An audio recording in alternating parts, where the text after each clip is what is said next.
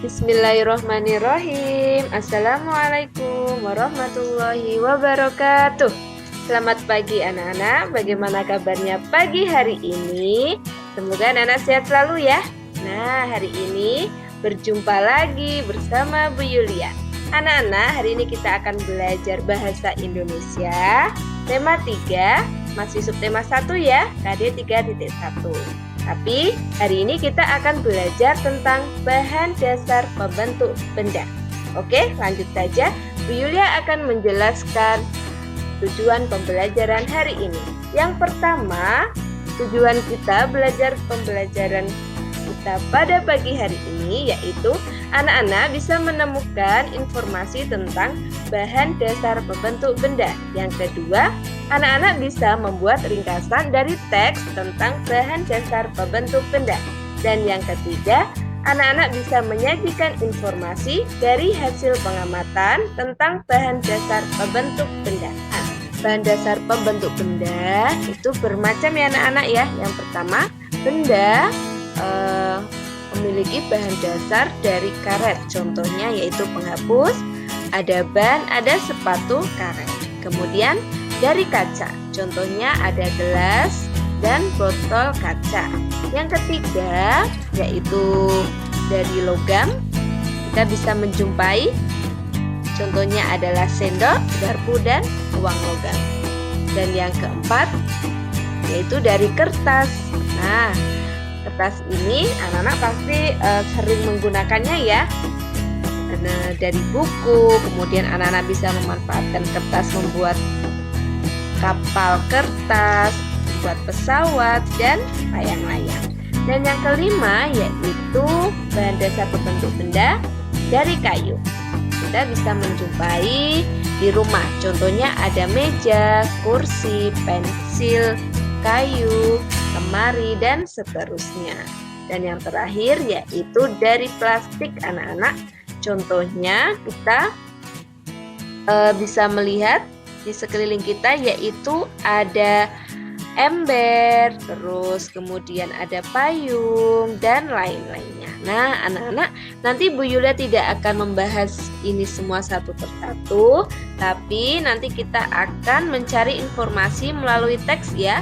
Bu Yulia akan sajikan informasi, Bu Yulia akan menyajikan sebuah teks berikut ini, kemudian anak-anak harus menemukan informasi dari teks tersebut. Nah, ini ada teks yang berjudul Benda dari Kayu. Nah, anak-anak saat membaca harus hati-hati ya, cermat dan diperhatikan tanda bacanya, sehingga kita bisa mendapatkan informasi dengan baik. Oke, Bu Yulia bacakan ya. Kayu berasal dari pohon yang ditebang. Kayu memiliki kelebihan dan kekurangan. Kelebihan kayu adalah memiliki sifat keras, kuat, mudah dibentuk, dan tahan lama. Kekurangan kayu adalah memiliki sifat mudah lapuk. Kayu dimanfaatkan dengan memperhatikan kelebihan dan kekurangannya. Sifat-sifat kayu yang keras, kuat, mudah dibentuk, dan tahan lama dimanfaatkan untuk membuat perabot rumah. Kita dapat melihat meja, kursi, dan lemari terbuat dari kayu. Namun, kayu memiliki kekurangan yaitu mudah lapuk. Kekurangan tersebut dapat diatasi dengan melapisi kayu menggunakan cat. Dengan dilapisi cat, kayu menjadi tahan lama. Nah, anak-anak, dari setelah membaca teks ini kita bisa mendapatkan informasi ya dan pengetahuan bahwasannya benda yang terbuat dari kayu itu memiliki kelebihan dan kekurangan. Kelebihannya yaitu memiliki sifat keras, kuat, mudah dibentuk, dan tahan lama. Kekurangan benda yang terbuat dari kayu yaitu memiliki sifat mudah lapuk. Tapi anak-anak, dari teks ini kita mendapatkan informasi untuk mengatasi agar benda yang terbuat dari kayu tidak mudah lapuk, yaitu dengan cara dilapisi cat. Nah, agar tahan lama. Itu anak-anak informasi yang kita dapatkan dari membaca teks ini. Oke, kita lanjutkan. Yulia akan menjelaskan bahan dasar pembentuk benda yang dari kayu. Baik anak-anak, kayu yaitu didapatkan dari pohon, dimanfaatkan bagian batangnya, kemudian dibentuk dan dibuat menjadi sebuah benda. Contohnya yaitu meja, kursi, lemari. Tadi udah dijelaskan Bu Yulia ya. Kemudian kayu juga dimanfaatkan sebagai bahan dasar dalam pembuatan kertas anak-anak. Nah, kita sering sekali ya memanfaatkan kertas. Apalagi untuk anak-anak yang masih sekolah, buku terbuat dari kertas. Nah, namun anak-anak karena kertas ini terbuat dari kayu, ya kan? Kita harus hemat. Kenapa Bu Yulia harus hemat? Iya, karena pohon yang ada di dalam hutan, ketika kita menggunakannya secara berlebihan dan hutannya menjadi gundul, nanti akan mengakibatkan kerusakan alam anak-anak dan merugikan manusia. Nah, contohnya yaitu terjadinya banjir dan tanah longsor.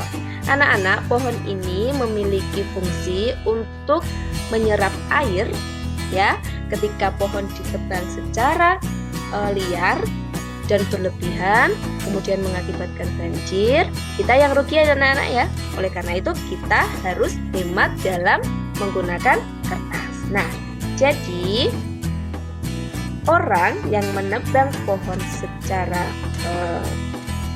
berlebihan dan tidak izin itu dinamakan menebang pohon secara liar. Baik anak-anak, kita lanjutkan. Sebuah fakta menunjukkan kalau kita menghemat 1 ton kertas, berarti kita menghemat 13 pohon besar. Banyak sekali anak-anak ya. Nah, dengan begitu, apa yang harus kita lakukan untuk menghemat kertas? Ayo, bagaimana anak-anak caranya kita menghemat kertas? Nah, ini ada percakapan Udin dan Siti. Nah, Udin menyampaikan bahwasannya setiap tahun ajaran baru, Udin meminta ibu membeli buku tulis baru. Tapi sekarang Udin akan menggunakan buku lama yang halamannya belum terpakai, akan dikumpulkan kemudian diganti sampulnya, kemudian akan terlihat seperti baru ya dan bisa dimanfaatkan untuk menulis. Nah, kemudian Siti juga berkata, kalau aku akan memanfaatkan kertas yang masih dapat digunakan, misalnya menggunakan kertas di 2 sisinya. Dengan demikian tidak menghabiskan kertas banyak. Dan Beni berkata, saya sendiri tidak dapat menghemat kertas sebanyak 1 ton. Akan tetapi bila setiap orang melakukan penghematan, pasti bertotot kertas dapat digunakan. Asyik bukan? Nah, anak-anak, ini merupakan salah satu sikap yang patut kita contoh ya dalam rangka untuk menghemat kertas. Nah, gitu ya anak-anak. Selanjutnya, anak-anak, ini ada sebuah teks yang berjudul plastik sama dengan solusi dan masalah. Apa ya maksudnya? Oke, yuk kita cari tahu maksudnya dengan membaca teks. Perhatikan ya. Perhatikan benda-benda yang ada di rumahmu. Sebutkan benda-benda yang terbuat dari plastik. Ternyata sangat banyak alat rumah tangga yang terbuat dari plastik. Mulai dari ember, gayung, sampai sendok sayur. Kantong kemasan dan botol air minum juga terbuat dari plastik. Sekarang ini banyak sekali benda berbahan dasar plastik. Mengapa? Karena plastik murah dan tahan lama. Bahan dari plastik tidak dapat menyerap air atau tidak tembus air. Plastik pun mudah dibentuk dan ringan. Oleh karena itu, plastik dapat dibuat menjadi berbagai benda. Plastik memberikan banyak manfaat, akan tetapi plastik juga dapat menimbulkan masalah. Plastik membutuhkan waktu yang lama untuk terurai secara alami, sekitar puluhan bahkan ratusan tahun. Nah, anak-anak, akhirnya kita mendapatkan informasi dan maksud dari judul di atas. Plastik ini merupakan sebuah bahan dasar pembentuk benda yang dikatakan solusi itu dikarenakan banyak sekali benda-benda di sekitar kita itu terbuat dari plastik, ya kan? Kenapa? Nah, karena plastik ini murah dan tahan lama. Tidak hanya itu, plastik juga mudah menyerap air, plastik juga mudah dibentuk dan ringan. Nah, oleh karena itu ini merupakan sebuah solusi bagi manusia dengan memanfaatkan plastik ini untuk membuat benda di sekitar. Nah, anak-anak, selain plastik ini menjadi sebuah solusi, ternyata plastik ini juga sebuah masalah. Kenapa, Bu Yulia? Iya, ketika kita menggunakan plastik secara berlebihan, menggunakan bahan dasar plastik ini untuk kebutuhan sehari-hari kita secara terus-menerus, ternyata dapat menimbulkan masalah lingkungan anak-anak. Kenapa? Karena plastik ini ternyata tidak mudah terurai atau tidak mudah hancur di dalam tanah dan membutuhkan waktu puluhan bahkan ratusan tahun untuk dapat hancur di dalam tanah, ya kan? Oleh karena itu kita harus meminimalisir atau mengurangi penggunaan benda yang terbuat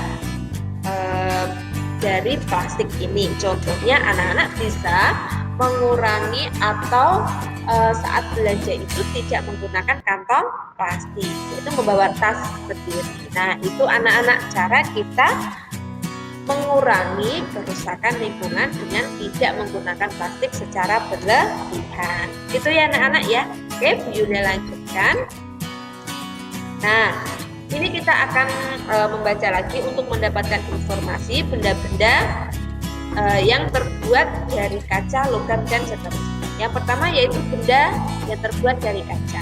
Ada benda-benda yang terbuat dari kaca. Benda tersebut antara lain gelas, piring, mangkok, kacamata, akuarium, jendela, dan peralatan laboratorium. Kaca memiliki sifat kedap air dan tembus cahaya. Oleh karena itu kaca digunakan untuk membuat benda yang tahan air. Kemudian benda dari logam. Coba amati benda-benda yang ada di rumah itu. Adakah benda-benda yang terbuat dari logam?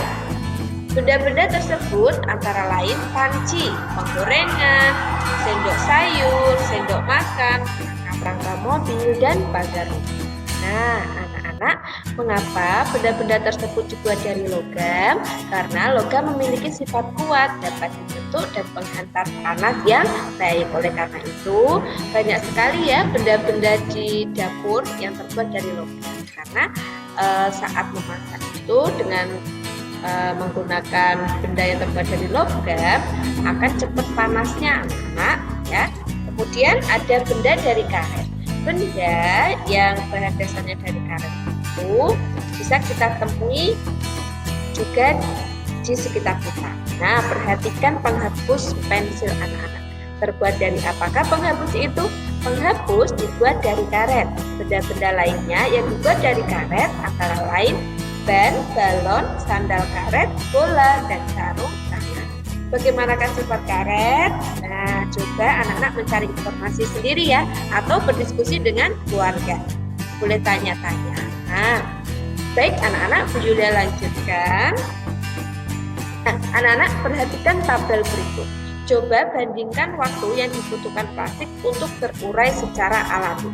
Ini ada sebuah tabel anak-anak, ini ada nama benda dan waktu yang dibutuhkan untuk terurai di dalam tanah. Untuk bisa hancur di dalam tanah itu setiap benda memiliki waktu yang berbeda-beda. Kita lihat kertas. Kertas ini merupakan bahan dasarnya itu dari kayu. Kayu ini kan termasuk bahan yang dari alam. Artinya mudah terurai ya anak-anak ya. Dia hanya membutuhkan waktu 2-5 bulan.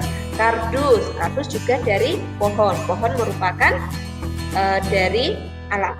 Oke, kardus ini membutuhkan waktu 5 bulan. Cukup sebentar. Kulit jeruk 6 bulan. Kulit jeruk juga dari alam. Puntung rokok 10 tahun anak. Nah, puntung rokok. Kemudian kulit sepatu 25-40 tahun. Oke, kita masuk benda yang bahan dasarnya dari plastik. Plastik sejenis bungkus deterjen. Nah, anak-anak tahu ya, itu bisa terurai di dalam tanah membutuhkan waktu 50-80 tahun anak-anak. Lama sekali ya. Nah, plastik 50 sampai 100 tahun.